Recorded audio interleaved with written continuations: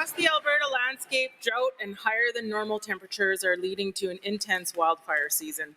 Reducing wildfire risk at the local scale, where fires start, is a critical proactive measure. Recent research suggests that understanding where fuel load is highest around communities may be one of the best ways to predict risk. Many rural communities know their surrounding forests and grasslands put them at high risk of a devastating wildfire. Grants help, but more immediate support is needed. What is the minister doing today to reduce fuel load around rural communities? The Honourable Minister of Forestry and Parks.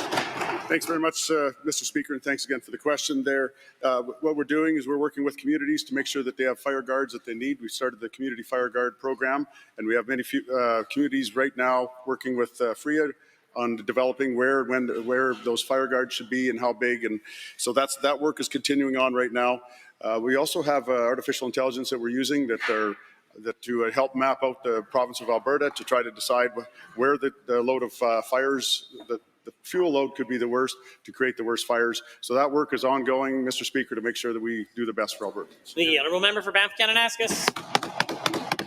Given that managing wildfire focuses on protecting communities from evacuations or worse, given that many rural communities are surrounded by dry grasslands and/or dry forests, and given that residents are frightened about the summer ahead and worried that their town might literally go up in smoke, given that reducing fuel load around these communities is essential to protecting people, their homes, and potentially their livestock, what is the government doing today to map which Alberta communities are most at risk and help these communities reduce their fuel load before a catastrophic wildfire? The Honourable Minister, Forestry and Parks. Yeah, thanks for the question, Mr. Speaker. Thanks to the member for that question too. We're working with communities across the province. We've sent out letters to many communities that we feel are at higher risk to make sure that they're working on fire guards, and so that they're, again, those communities have been responding back to FRIA, and they're working at the fire guards right now.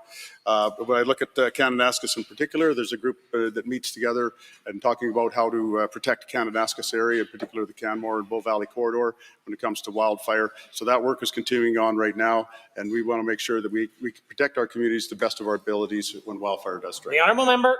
Given that we need action, not meetings, and given that the town of Canmore wrote to the minister in November of last year requesting support to reduce fuel load on provincial lands around town, the MD of Bighorn has also raised similar concerns.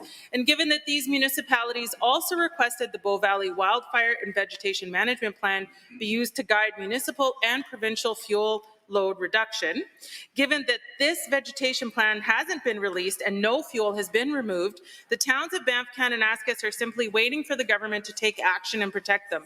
Will the minister release this vegetation management plan and reduce fuel load now? The Honourable Minister.